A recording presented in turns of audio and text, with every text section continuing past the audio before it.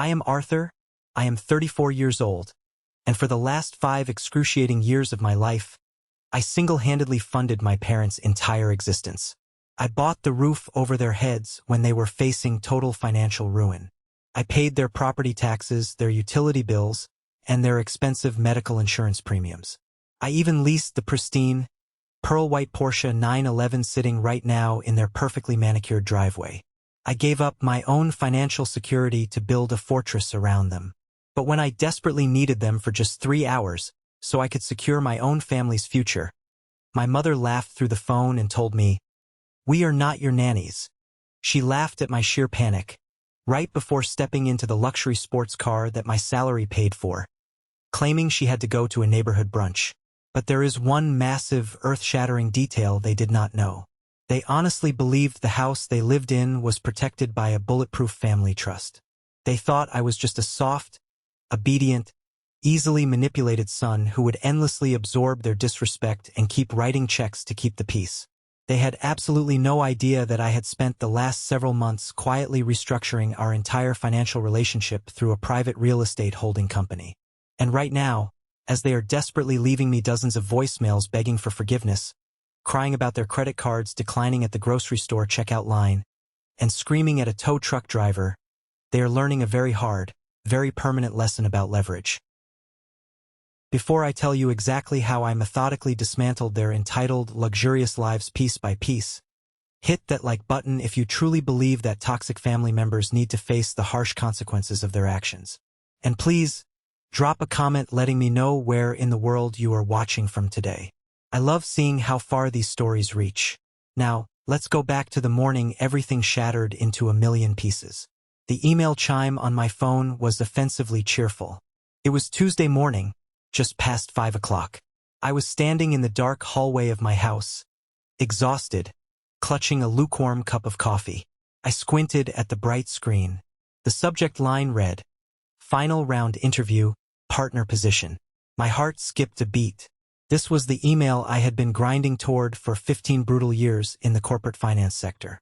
It represented a massive salary bump, lucrative stock options, and the kind of generational wealth I desperately wanted to build for my wife, Elena, and our 4-year-old son, Oliver.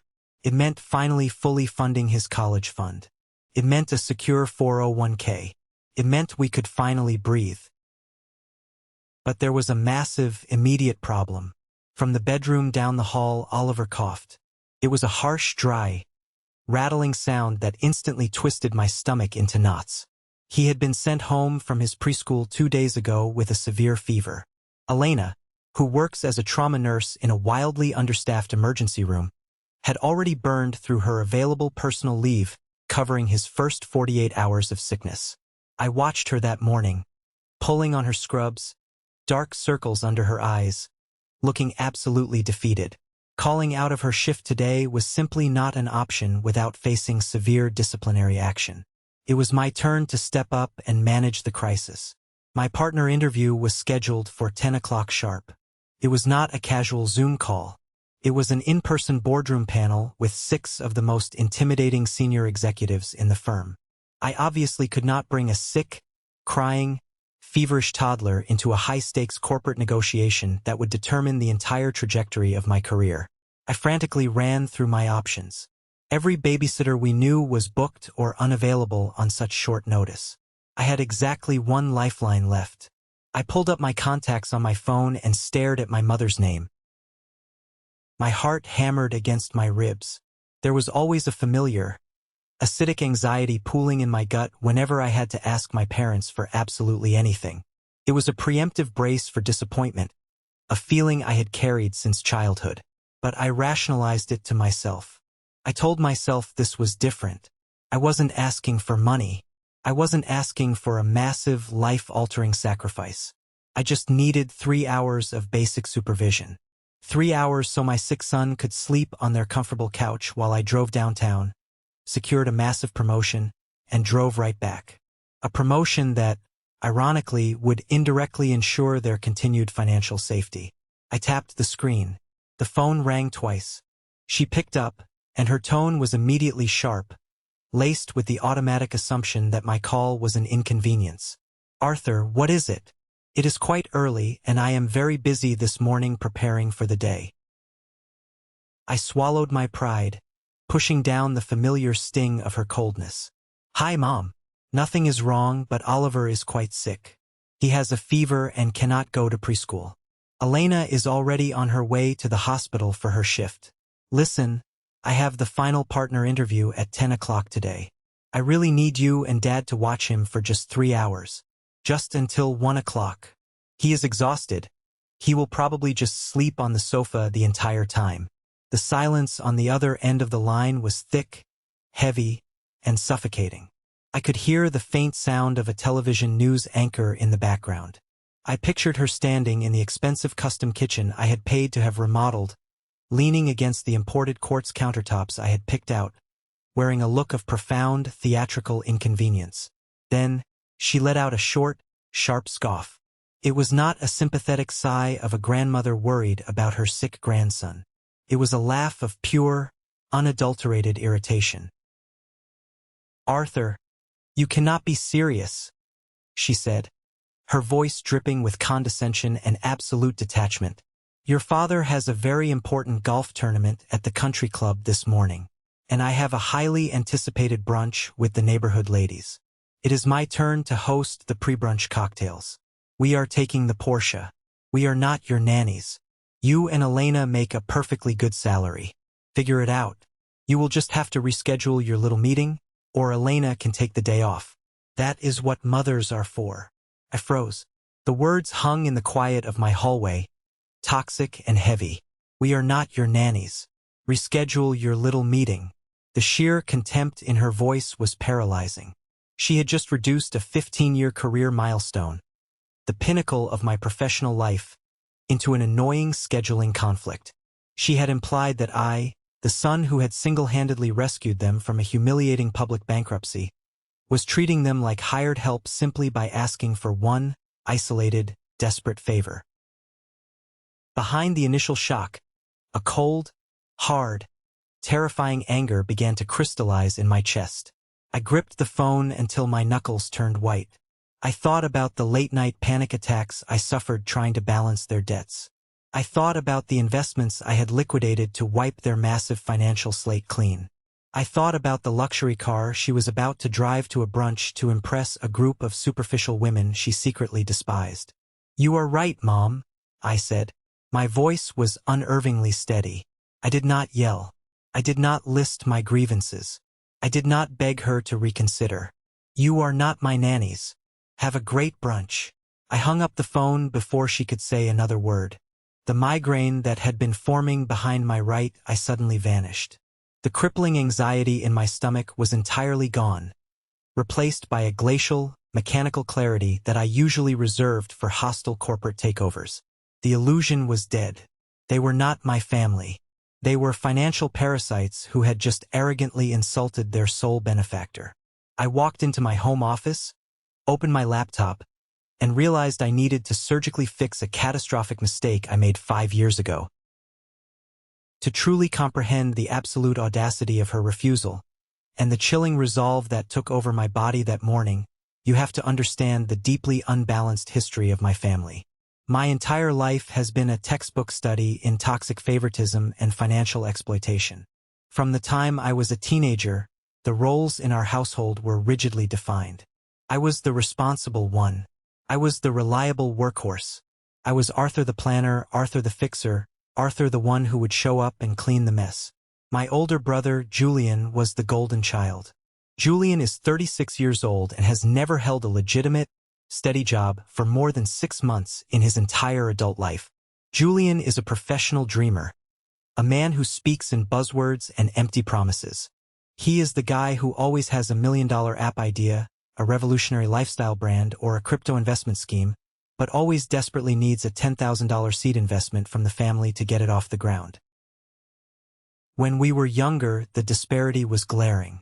I worked grueling night shifts at a local diner to pay for my own beat-up used car, a rusty sedan that smelled constantly of old French fries. I took out massive student loans to fund my college education, studying late into the night while working full-time. Julian, on the other hand, declared traditional college stifling to his creative genius. He racked up thousands in credit card debt traveling through Europe to find himself. When he returned, my parents co-signed a massive loan to buy him a brand new convertible to help him network with investors. Every time Julian failed, my parents blamed the economy, the market, or jealous business partners. When I succeeded, they called it luck and expected me to share the wealth.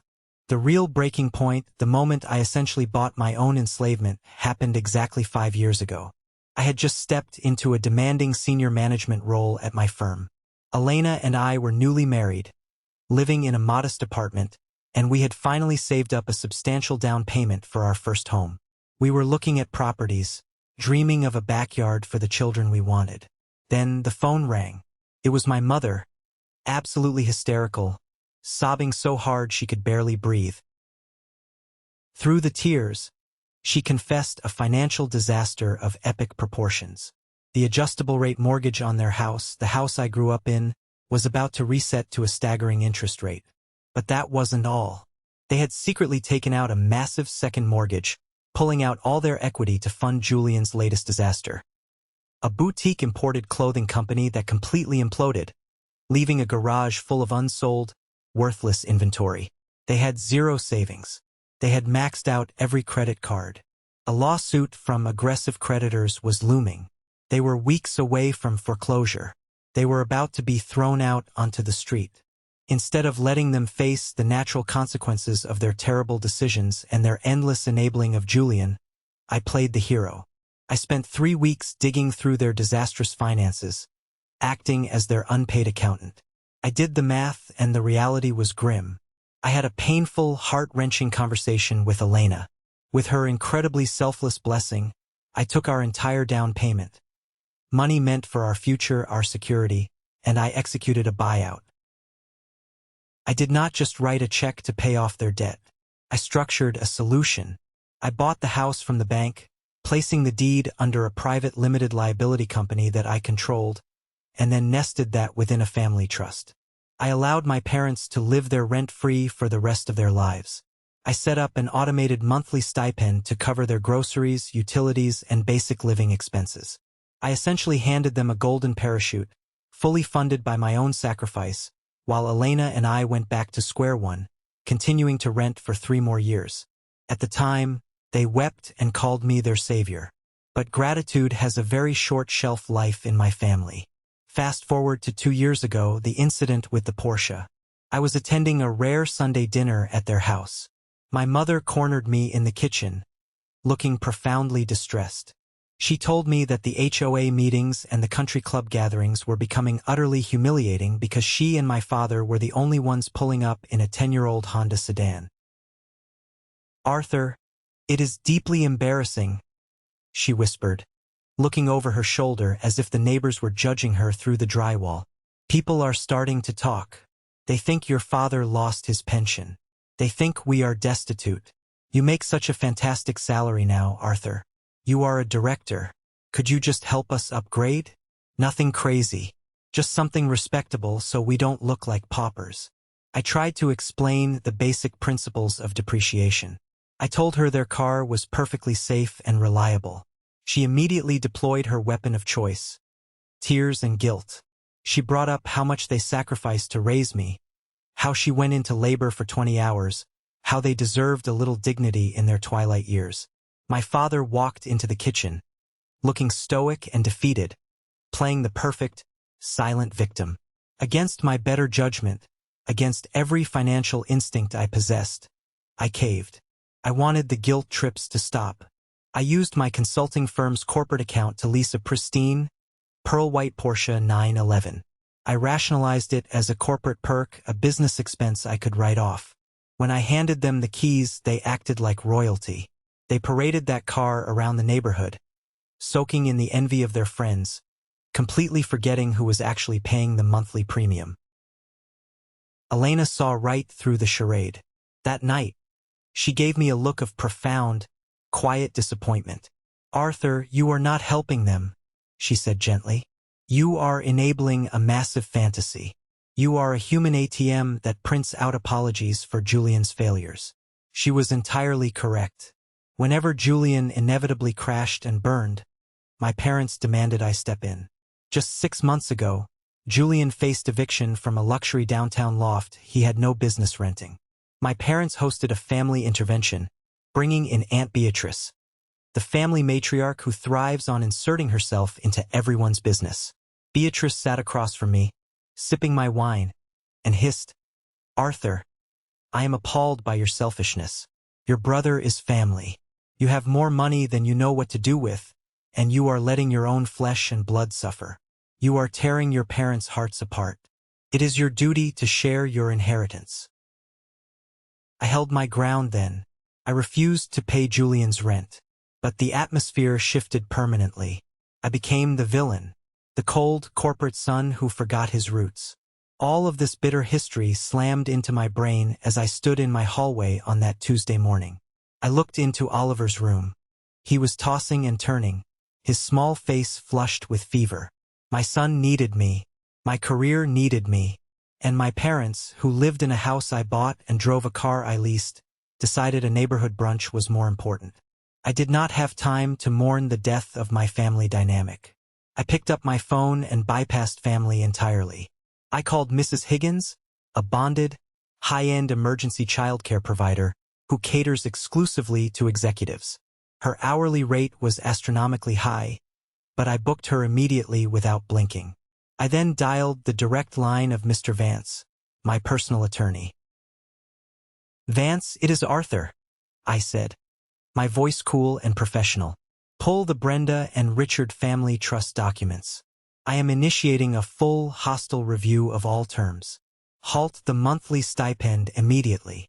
Vance paused. "Arthur, that is going to bounce their automatic payments. Are you sure you want to trigger that kind of fallout?" "I am positive," I replied. "And Vance? Look into the lease termination clauses for the corporate vehicles. I am done playing the supportive son. Get the paperwork ready." I hung up. The wheels were in motion.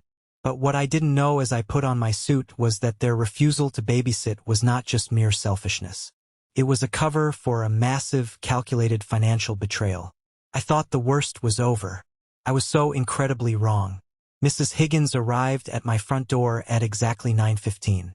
She was an impeccably dressed woman in her late 50s, wearing a crisp navy blazer, radiating an aura of absolute competence and calm. Within 5 minutes of stepping inside, she had assessed the situation, administered the correct dosage of children's fever reducer, and had Oliver comfortably settled on the living room rug, quietly engaged with a set of wooden building blocks. I handed her a blank check, kissed my son's burning forehead, and drove to the corporate headquarters downtown like a man possessed by a singular, unyielding focus. The partner interview was not designed to be a simple conversation. It was a brutal, psychological interrogation explicitly engineered to break weak candidates under pressure. 6 senior partners, including Mr. Sterling, the incredibly intimidating CEO of our division, sat across a massive, polished mahogany table. The room smelled of expensive cologne and ruthless ambition. To make matters infinitely worse, Marcus was there. Marcus was my direct competitor for the partner promotion, a slick, silver-tongued opportunist who wore tailored Italian suits and had spent the last 2 years actively trying to poach my best clients and undermine my projects. Before the interview officially commenced, while we were still arranging our portfolios on the table, Marcus leaned across the mahogany wood with a fake, overly sympathetic smile plastered across his face. "Arthur, I heard through the grapevine that little Oliver is under the weather today," Marcus said, his voice dripping with false concern, loud enough for all the senior partners to hear. "It must be so incredibly difficult juggling a sick kid and a demanding career. We completely understand if your mind is elsewhere today. Family should always come first, right?" It was a highly calculated, venomous strike. He was deliberately trying to plant a toxic seed in the partners' minds. He wanted them to view me as distracted, unreliable, and hopelessly bound by domestic liabilities that would prevent me from dedicating my life to the firm. I looked Marcus dead in the eye. The glacial coldness I felt toward my mother seamlessly, perfectly transferred to him. I did not flinch. "Thank you for the concern, Marcus," I said. my voice projecting effortlessly and clearly across the silent room. But my family is fully secured with top-tier private executive care. I compartmentalize my responsibilities. When I am home, I am a dedicated father. When I am in this building, I execute high-level strategy. I do not let personal emotions or domestic logistics cloud billion-dollar negotiations.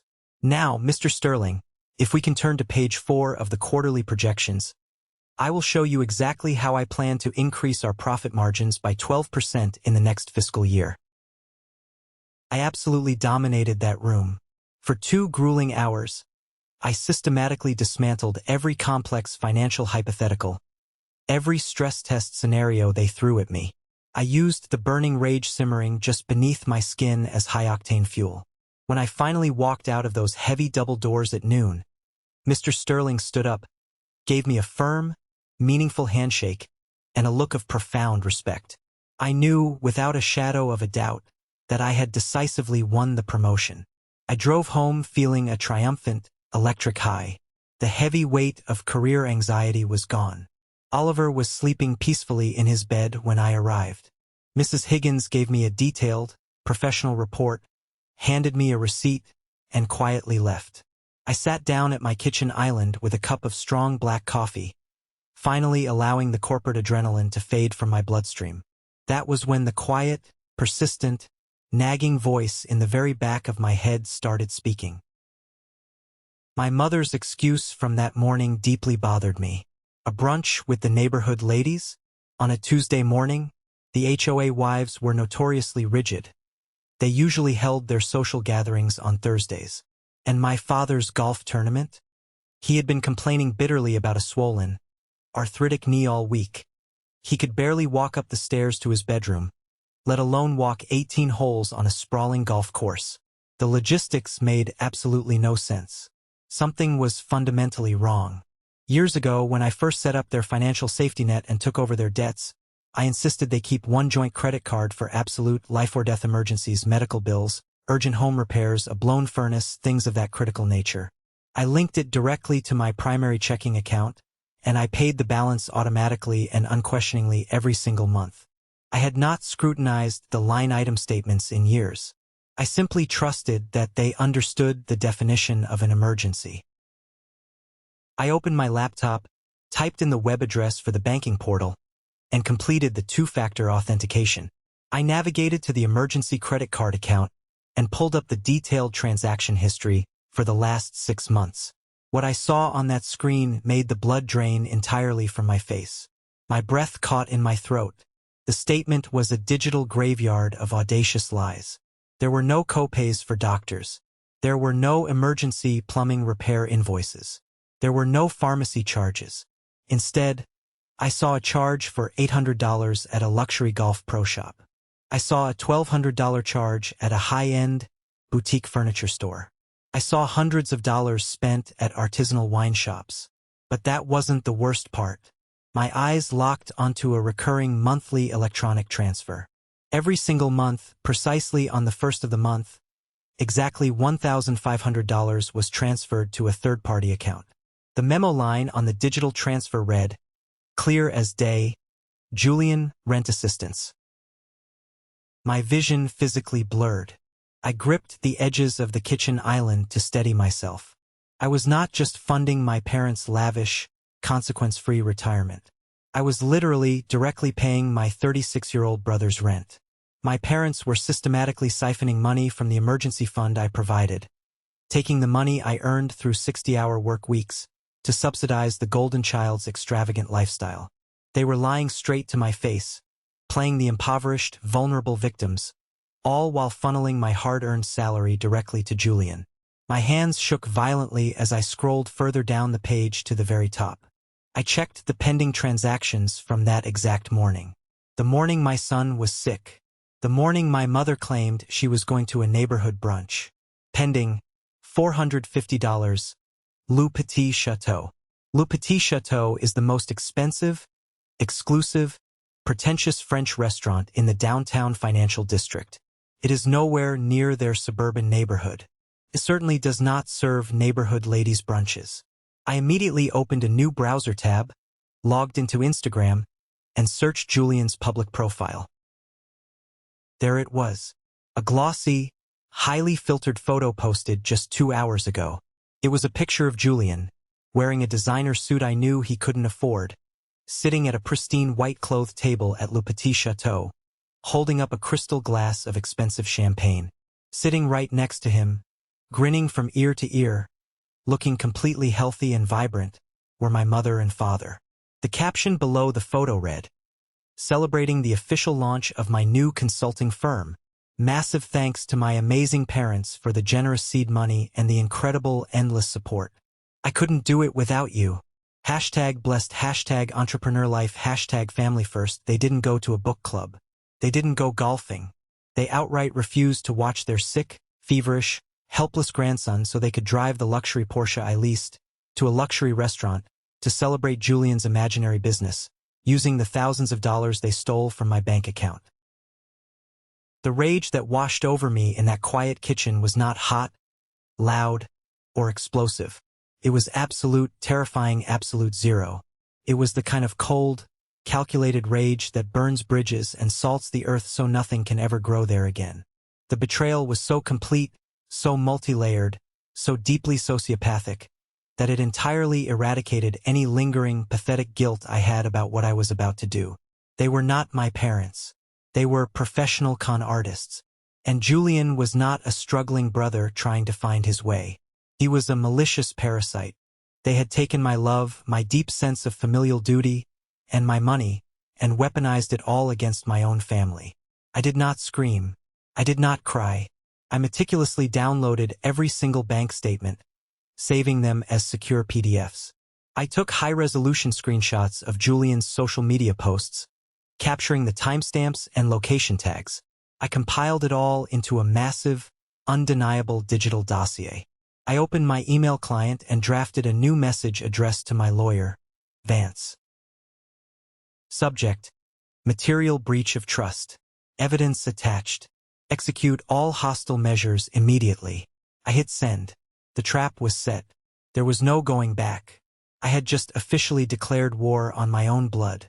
But a war requires flawless strategy, and I was about to build a legal and financial trap so devastating, so perfectly inescapable, they wouldn't realize they were caught until the steel jaws snapped completely shut.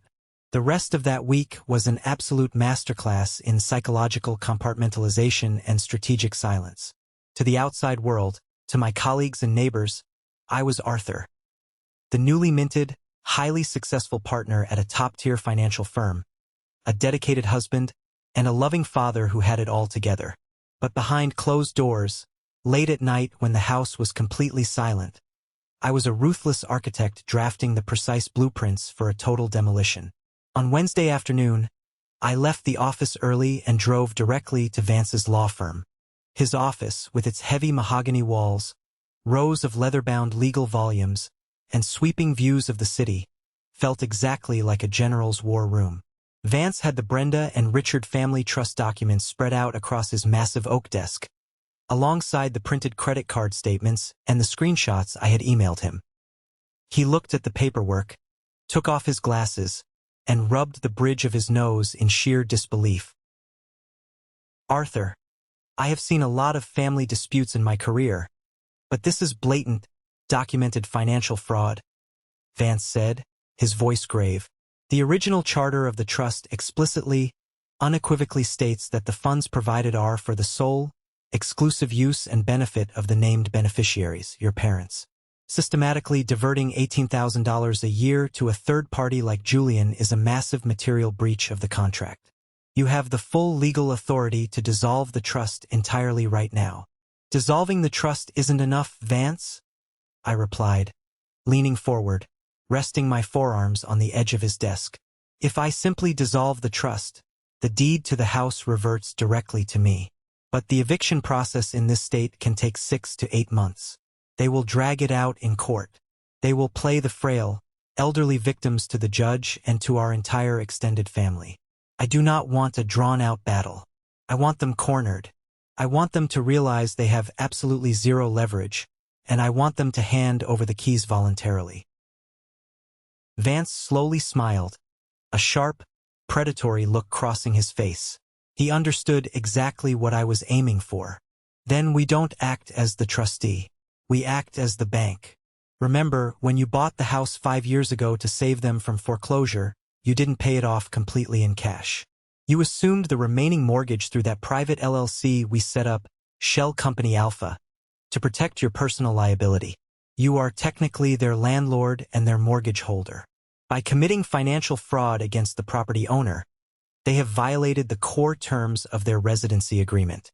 We spent the next 3 hours drafting the airtight legal paperwork. We didn't just freeze the discretionary accounts. We completely severed their access to the banking portal. We officially canceled the emergency credit card. I logged into my corporate portal and formally terminated the corporate lease on the pearl white Porsche 911, scheduling the physical repossession for Friday morning, the 1st of the month, the exact day they expected their lavish allowance to hit their accounts. But there was a sudden, unexpected complication that threatened to unravel the element of surprise. Early Thursday morning, my phone buzzed with an encrypted text message from Simon. Simon was the senior branch manager at the private bank that held our family accounts. He was a guy who had been a family acquaintance for years, a man who always lingered a little too long at our Thanksgiving dinners, drinking my wine and pretending to be a loyal friend. "Arthur, just a quick heads up," Simon wrote. "I saw the hard freeze orders come through on your parents' accounts this morning. Julian just called my direct line, very panicked, asking why his automatic rent transfer is showing as pending and blocked. I told him there might be a system glitch, but you really need to call your folks and smooth this over. This is going to get messy, buddy." I stared at the screen. Simon was playing both sides of the fence. He was actively trying to warn Julian, trying to give them time to hide money or prepare a defense. He was the rat in the ship. I did not reply to Simon. I did not give him the satisfaction of an explanation. Instead, I immediately called the regional director of the bank, an incredibly powerful man who had spent the last 3 years desperately trying to woo my firm's multi-million-dollar corporate accounts to his branch. "This is Arthur," I said when he answered. "I am calling to inform you that your branch manager, Simon, is actively violating strict client confidentiality protocols.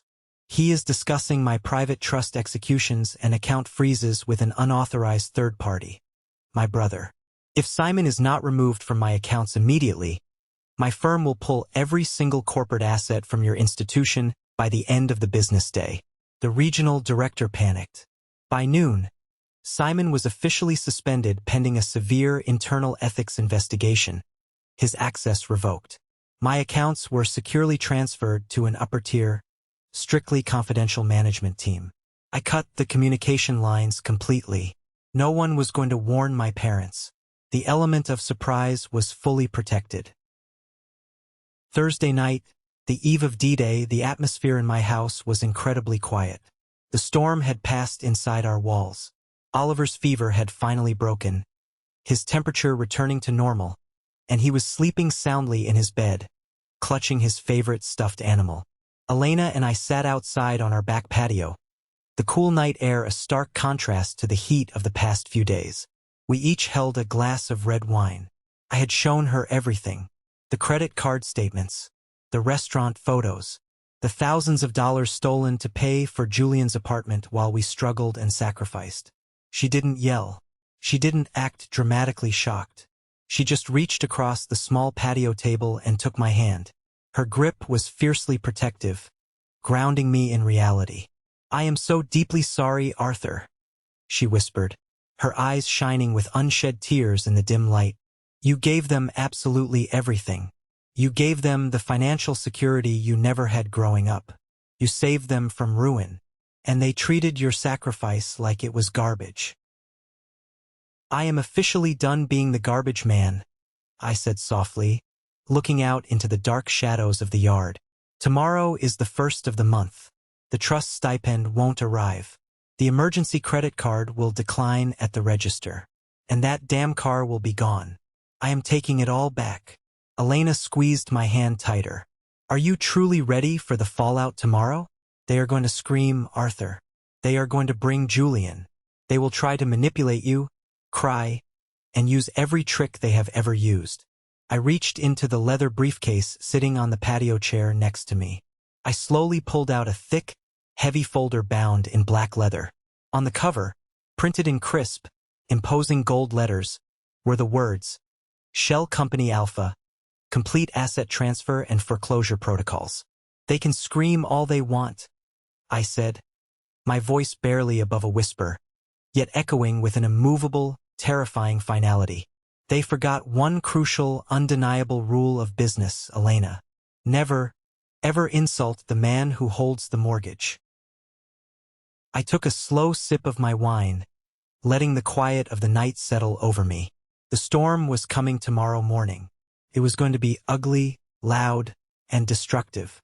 But for the very first time in my entire life, I wasn't running away from the storm. I wasn't trying to board up the windows to protect them. I was the one bringing the lightning. Wait until you hear exactly what happened when the tow truck arrived right in the middle of my mother's extravagant neighborhood party. Friday morning arrived with a brilliant, cloudless sky. It was the first of the month. To anyone else, it was just the end of the work week, a day to grab a coffee and look forward to the weekend. But to my parents, the first of the month was a sacred holiday. It was the day the heavy, reliable machinery of the family trust deposited their generous living stipend into their checking account. It was the day my mother usually scheduled her most expensive grocery deliveries, and the day my father paid his country club dues. I woke up early, kissed Elena while she was still half asleep, and drove to the corporate office. I was no longer a senior analyst. I was officially a partner. I moved into my new corner office, the one with the floor-to-ceiling windows overlooking the financial district. I set my briefcase on the massive oak desk, poured myself a cup of black coffee, and opened my laptop. I didn't look at market projections. I didn't look at real estate portfolios. I simply opened my private banking dashboard, pulled out my phone, placed it face up on the desk, and waited. The silence was the most intoxicating sound I had ever heard. I knew the exact schedule of their Friday routine. At precisely 8:30 in the morning, my mother would go to the high-end artisanal grocery store across town to buy the imported cheeses, the organic Prosecco, and the expensive charcuterie meats for her highly anticipated neighborhood HOA brunch. At exactly 8:42, my phone screen lit up. It was a text message from my mother. Arthur, something is wrong with the bank. Our checking account is showing a zero balance for the trust transfer. Call Simon and fix this immediately. I am at the checkout line. I took a slow sip of my coffee. I didn't reply. I let her sit in the uncomfortable, mounting tension of a crowded checkout aisle. 3 minutes later, my phone rang.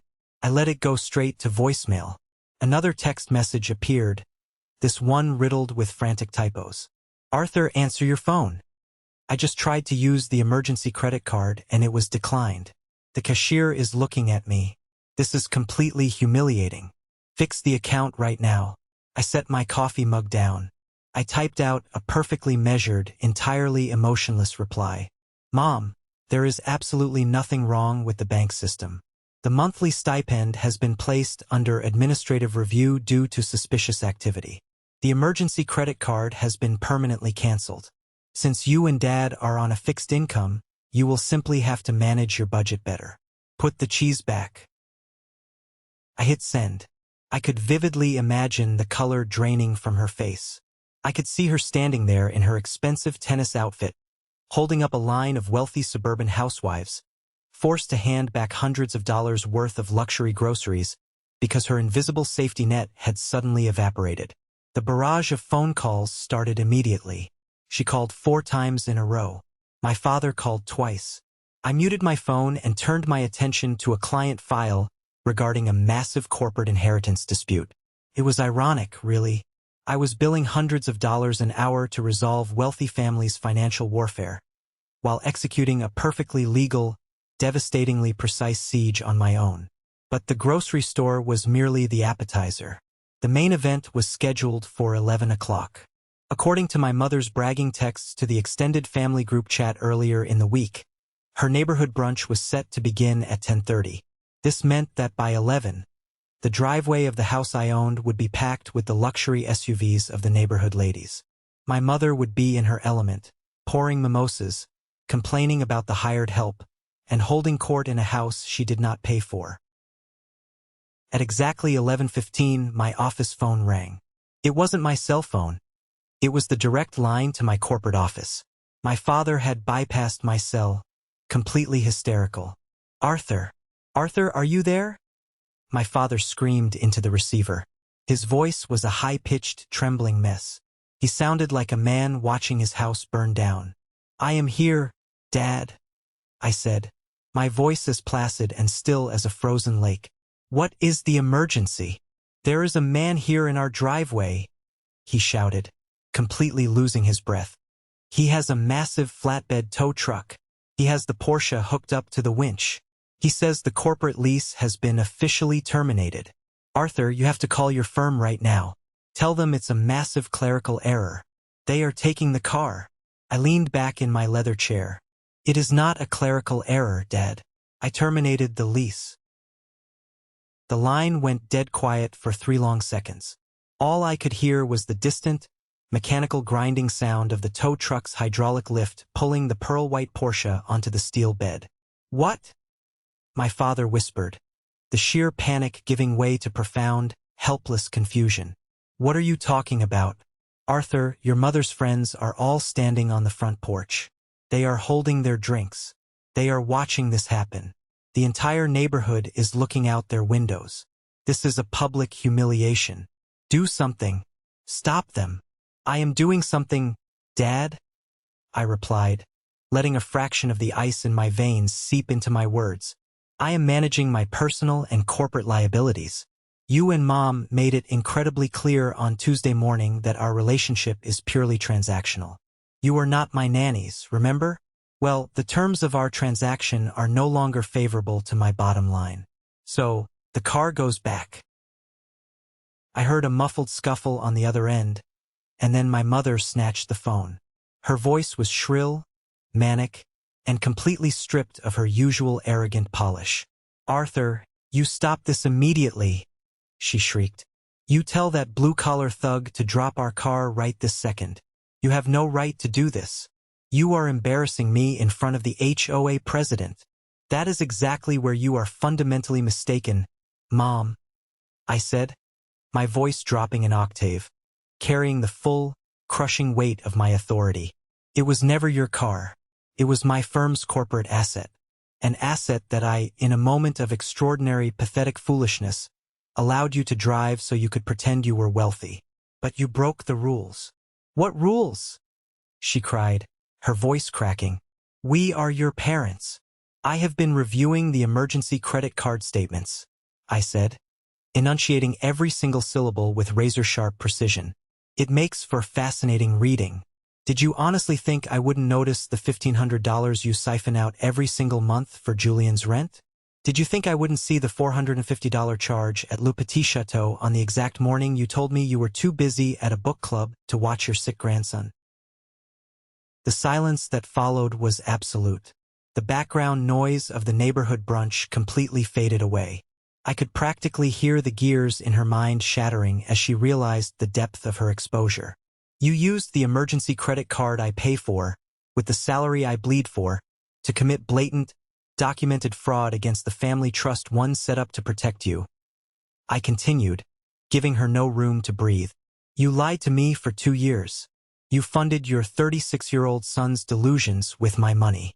And meanwhile, while you are living rent-free in a house I own, driving a car I lease, and living off a stipend I provide, you couldn't find 3 hours to watch my son so I could secure my family's future. Arthur, please, you don't understand," she whimpered, her voice suddenly shrinking into a pathetic, desperate whisper. "Julian was struggling.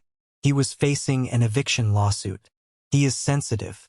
He can't handle corporate stress like you can. We had to help him."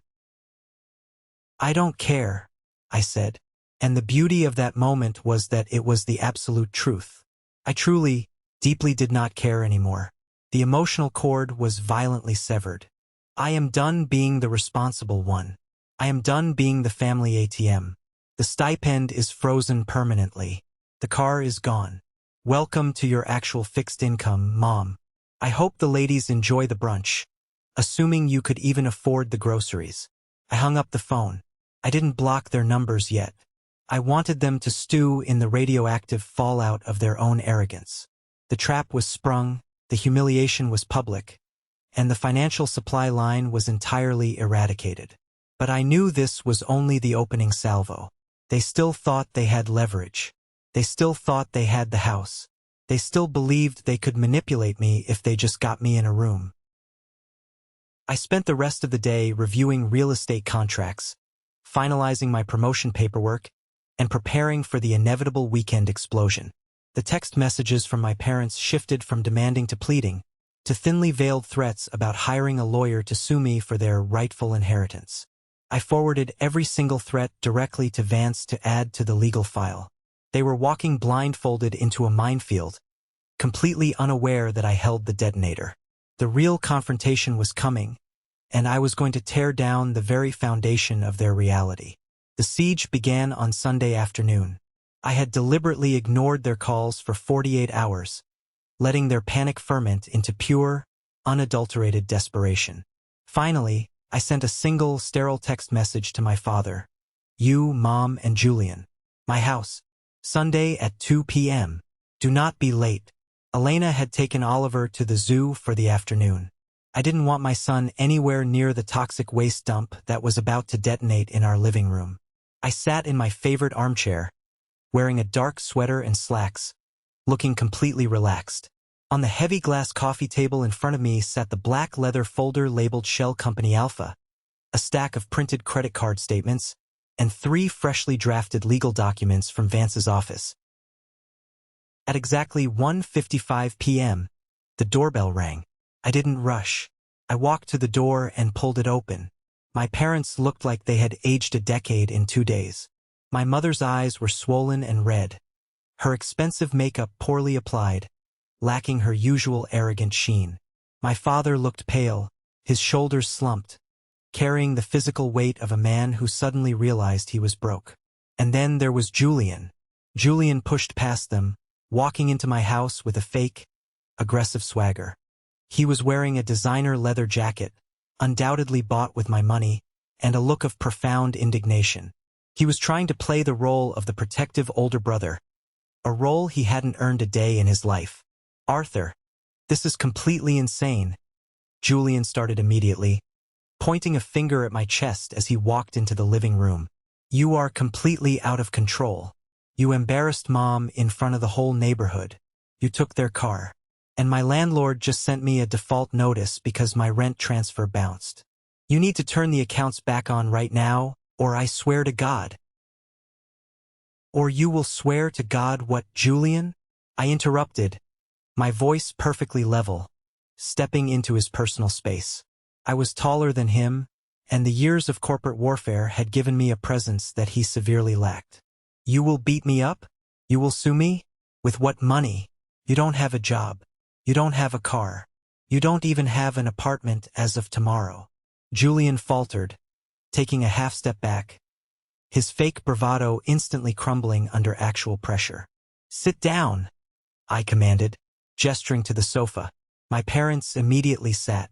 Julian hesitated, then sank into the armchair across from me. They looked like defendants facing a judge. Arthur, honey, please. My mother started, clasping her hands tightly in her lap. The tears began to well up, a perfectly rehearsed performance. We are so sorry about Tuesday. It was a terrible mistake. I was just stressed about the HOA brunch. But what you are doing, freezing the trust, taking the car, it's cruel. We are your parents. You can't just cut off our livelihood. This meeting is not about my feelings, and it certainly isn't about yours, I said, leaning forward and resting my hands on the glass table. This is a strictly administrative meeting to discuss the dissolution of a fraudulent arrangement. I tapped the stack of credit card statements. $36,000. That is the exact amount of money you fraudulently siphoned from an emergency medical fund to pay the rent of a 36-year-old man who refuses to work. You violated the core charter of the family trust. You committed grand larceny. In the corporate world, this results in a federal lawsuit and prison time. My father went absolutely white. Arthur, no, it wasn't stealing. We are the beneficiaries. It was our money to use as we saw fit to help our family. No, it was my money. I corrected him sharply. Money I earned. Money I bled for. Money I took from my own wife and child's future to ensure you wouldn't be living in a homeless shelter 5 years ago. Julian scoffed, trying to regain his footing. You're so dramatic, Arthur. It's just a trust fund. You're rich. You can't just dissolve an irrevocable trust and throw mom and dad out. That house belongs to the trust. They are legally protected. You're just trying to scare us. This was it. The moment I had meticulously engineered. The exact trap they had walked right into. I looked at Julian, a slow, incredibly dark smile spreading across my face. I reached out and rested my hand on the black leather folder. You're right, Julian, I said smoothly. The house does belong to the trust. And dissolving a trust can be a messy, drawn-out legal process in probate court. My mother let out a small, audible sigh of relief, thinking she had found a loophole.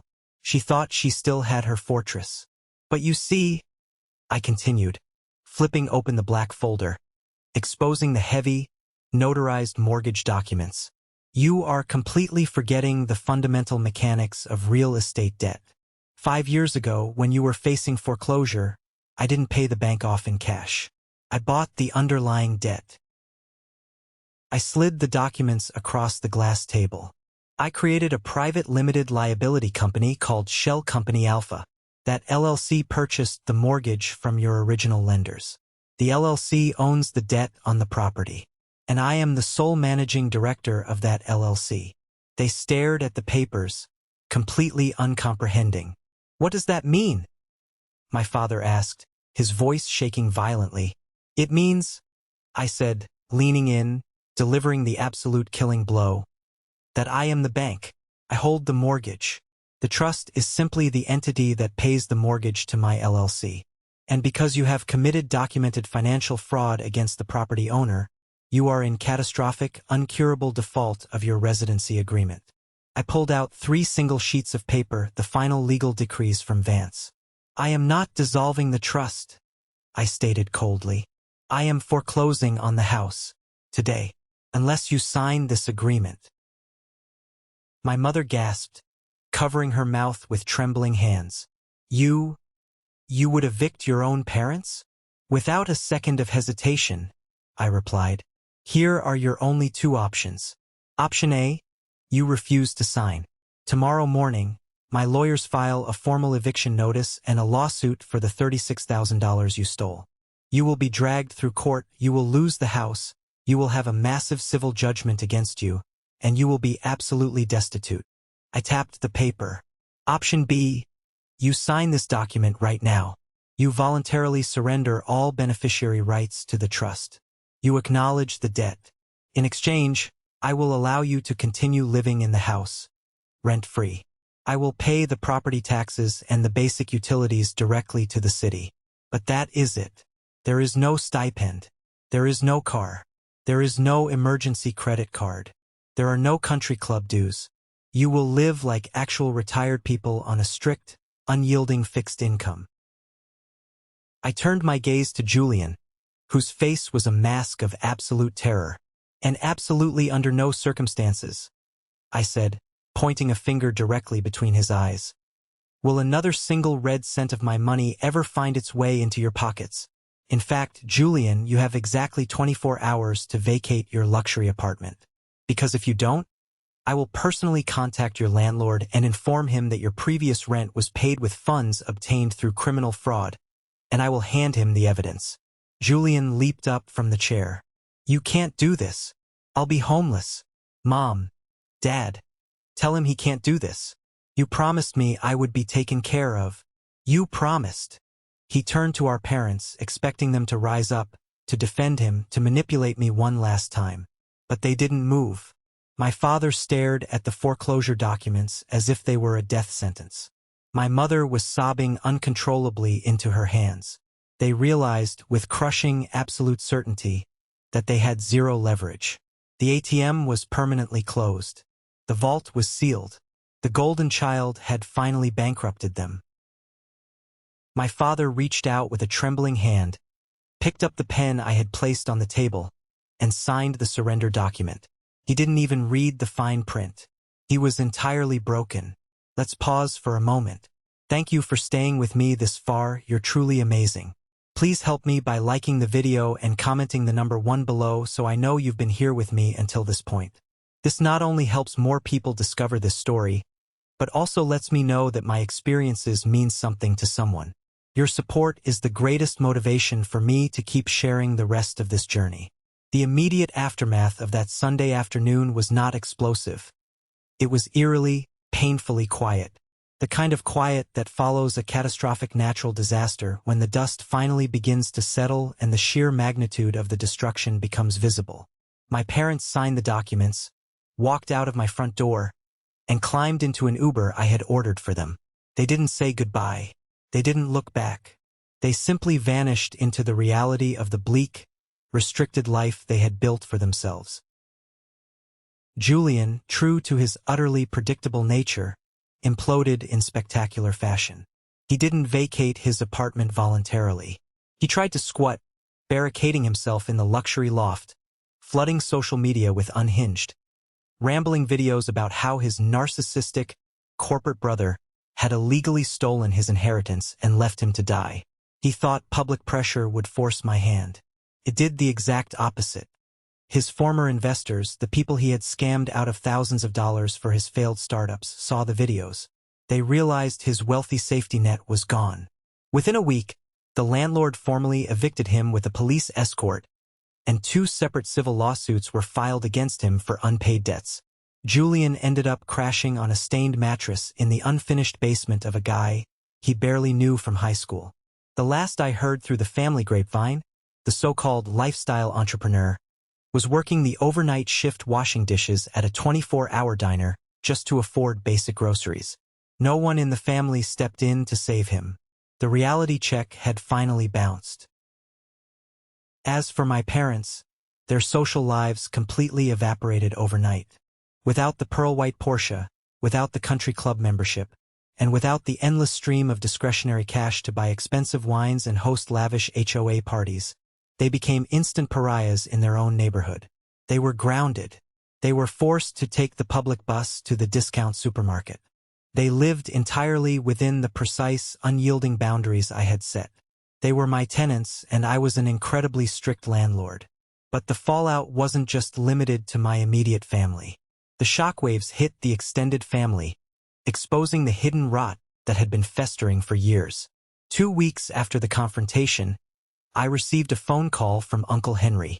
Henry was my father's younger brother, a man who always played the role of the jovial, harmless peacemaker at Thanksgiving dinners. He called my office line, his voice dripping with forced, casual familiarity. "Arthur, my boy, it's Uncle Henry. Listen, I heard about the ugly business with your parents and Julian. It's a damn tragedy, it really is. Families shouldn't fight over money. But listen, since you're restructuring your portfolios, I'm in a bit of a tight spot with a bad real estate investment. I was hoping my successful nephew could float me a small, short-term loan. Keep it in the family, right?" I almost laughed at the sheer, unadulterated audacity. "Henry, I am not a bank. I don't give out family loans." "Come on, Arthur," Henry pushed, his tone shifting from jovial to slightly desperate. "I know for a fact you have the liquidity. Your mother told me years ago how much you put into that trust. Frankly, I think you overreacted. I knew they were slipping Julian some rent money a year ago, and I told them it was risky, but he's your brother. You can't just leave us all hanging." I stopped dead. The pen I was holding snapped in my fingers. "You knew?" I asked, my voice dropping to a dangerous whisper. "You knew they were defrauding the trust and stealing my money, and you didn't say a single word to me?" Henry stammered, realizing he had just stepped onto a landmine. "Well, Arthur, it wasn't my place to interfere in your parents' finances. I didn't want to cause a divorce or a massive custody battle over Julian's soul. I was just trying to keep the peace." "You weren't keeping the peace, Henry. You were acting as an accomplice by omission because you thought if they had access to my vault, Eventually you could get your hands in it too, I said coldly. Do not ever call this number again. Lose my contact information. If you reach out to my wife or my son, I will have my lawyers draft a harassment suit so fast your head will spin. I hung up and immediately blocked his number. The purge was incredibly painful, but it was absolutely necessary. I was surgically removing the malignant tumors from my life. But the final, most sickening twist of the knife came a month later, from a completely unexpected source. I was grabbing a coffee downtown between client meetings when someone called my name. I turned around and saw Chloe. Chloe was Julian's most recent ex-girlfriend. A smart, hard-working woman who had finally dumped him when she realized he was a financial black hole. She looked exhausted but relieved. We sat down at a small corner table. She knew everything that had happened. Julian's public meltdown had made sure of that. But she didn't look at me with judgment. She looked at me with profound pity. Arthur, I need to tell you something, Chloe said, wrapping her hands around her coffee cup. Julian is a mess, yes, but you need to know the truth about your mother.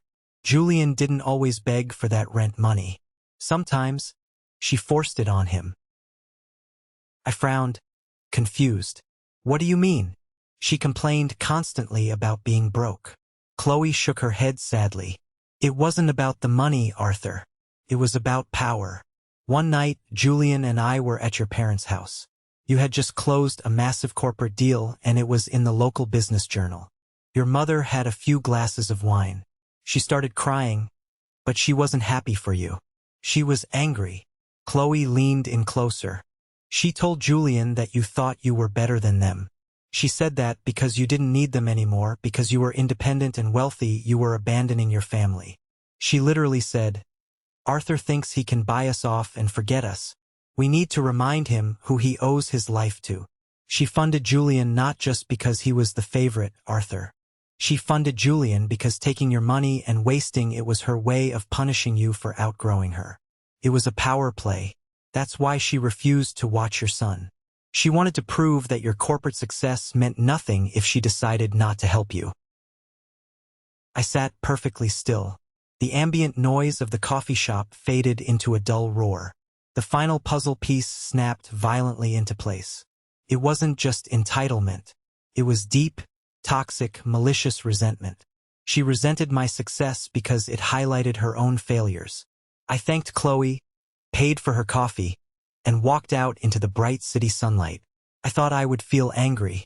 I thought I would feel devastated. But as I walked down the busy street, taking deep breaths of the crisp air, I realized I felt something entirely different. I felt absolutely, completely free. The guilt was gone. The obligation was dead. They had handed me the scissors, and I had finally cut the strings. 6 months passed. The transition from the chaos of my family's financial warfare to the quiet, structured peace of my new reality was profound. My new role as a partner at the firm was incredibly demanding, requiring 60-hour weeks and intense travel, but it was deeply fulfilling. Without the constant, draining background noise of my parents' manufactured emergencies and Julian's endless crises, my career skyrocketed. I was no longer distracted. I was completely focused. Elena and I used the massive increase in my salary to buy our true dream home, a beautiful, sprawling property in a quiet, heavily wooded suburb with a massive backyard. We fully funded Oliver's $529 college savings account. We maxed out our 401k contributions. We were building an impenetrable fortress of generational wealth, but this time, the walls were built to protect us, not to harbor parasites. My parents, meanwhile, fell into a permanent, silent exile. The HOA ladies forgot they existed.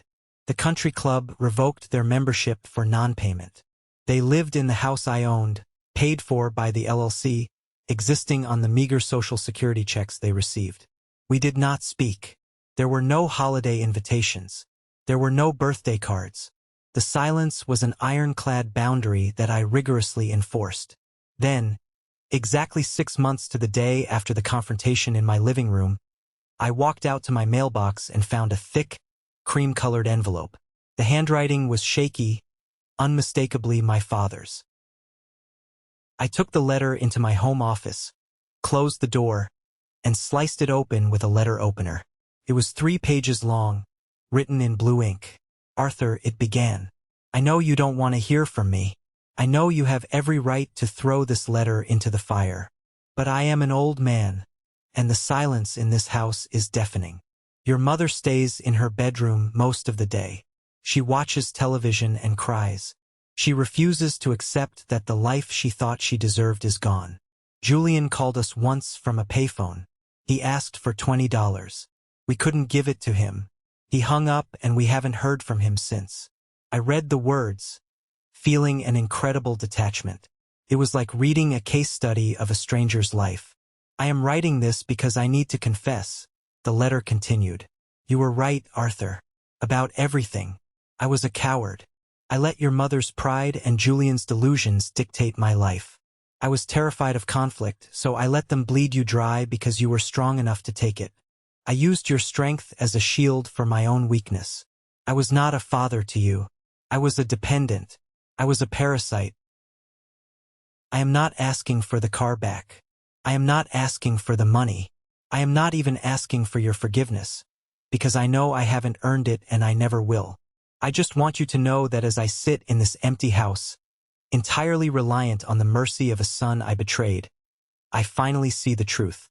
You are a better man than I ever was. Protect your wife. Protect Oliver. Do not let anyone, even blood, take advantage of your heart. I am deeply, profoundly sorry. I sat back in my leather chair and stared at the final signature.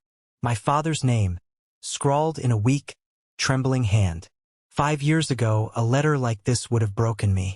I would have rushed over there, checkbook in hand, eager to fix his pain, desperate to buy the fatherly love I always craved.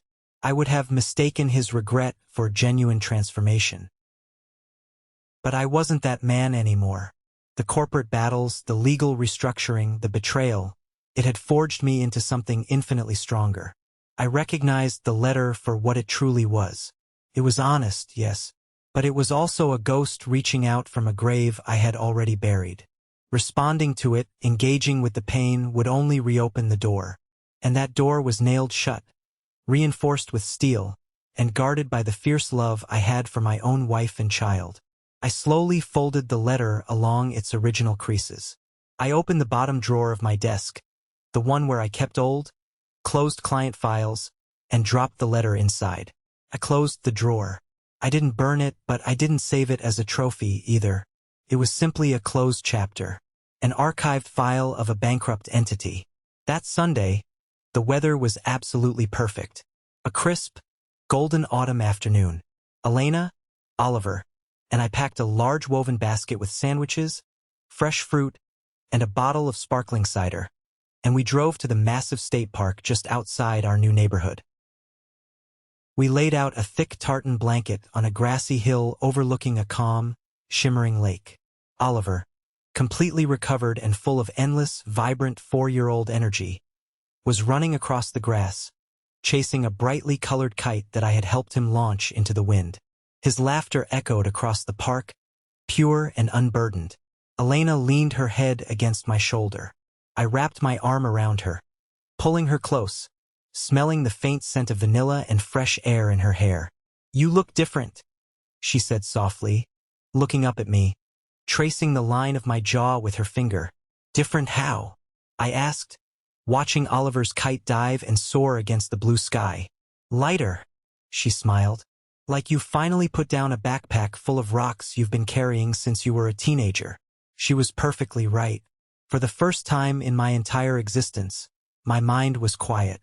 There was no anxiety about looming mortgage resets. There was no dread of a phone call demanding I fix a crisis. There was no suffocating guilt that I wasn't doing enough to earn my place in my own family. I looked at my beautiful, brilliant wife and my happy, healthy son. This was my family. This was my legacy. I had spent years trying to build a fortress of financial security to protect people who secretly despised me. But in the end, the most powerful protection I ever built wasn't a family trust, a corporate LLC, or a high-yield investment portfolio. The ultimate protection was a boundary. The absolute, unyielding willingness to say, no more. I learned the hardest lesson a son can ever learn, that sharing DNA does not automatically grant someone an all-access pass to your sanity, your success, or your wallet. Sometimes, the most profound act of self-care is walking away from the people who are drowning because they refuse to let go of the anchor. I had my vindication, I had my career, but most importantly, I finally had my life back. And I was never, ever going to let anyone jeopardize it again.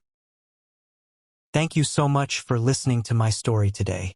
Navigating toxic family dynamics, especially when money and deep-seated entitlement are involved, is one of the most isolating and painful experiences a person can go through. We are conditioned by society to believe that family is everything. But the reality is that you are not obligated to set yourself on fire just to keep someone else warm. Your peace, your immediate family, and your financial security must always come first. Establish your boundaries, put them in writing if you have to, and do not apologize for protecting what you have built. Have you ever faced something similar with your own family? Have you ever had to cut off a loved one because they viewed you as a utility rather than a person? Share your story in the comments below. Reading your experiences reminds all of us that we are not alone in these battles. And don't forget to like and subscribe so you don't miss the next journey. Until next time, stay strong and protect your peace.